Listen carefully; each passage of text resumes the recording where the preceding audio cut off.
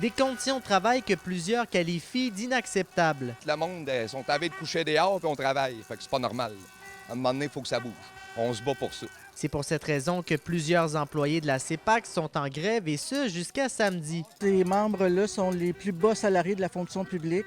Donc, effectivement, le nerf de la guerre, c'est le salaire tout simplement. On demande que l'augmentation soit de façon assez considérable puisque ces gens-là travaillent aux alentours de 16 17 de l'heure. Une situation que l'employeur déplore, trouvant le tout dommageable pour les pêcheurs qui sont privés d'activités de pêche ce week-end.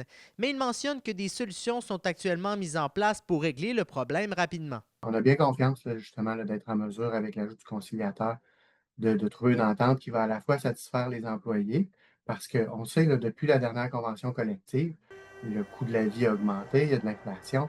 Donc, on est tous d'accord sur le fait que les employés doivent avoir des conditions salariales améliorées. Mais encore faut-il que ce soit à l'intérieur d'une entente qui respecte la capacité de payer de la CEPAC, puis qui ne fait pas en sorte qu'on refile une facture aux visiteurs. Le syndicat, lui, ne compte pas s'arrêter là tant que les employés n'auront pas ce qu'ils exigent. Premièrement, c'est le premier mouvement de grève de 3 jours.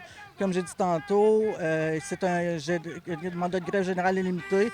Donc, on est prêt à faire le nécessaire pour avoir une convention collective.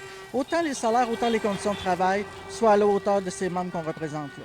C'est donc la conclusion aujourd'hui d'une première de 3 journées de grève et il pourrait y en avoir d'autres qui vont s'ajouter prochainement s'il n'y a toujours aucune entente entre la partie patronale et le syndicat. Alexis Dumont, RNC Nouvelles, dans la réserve faunique La Vérandrie.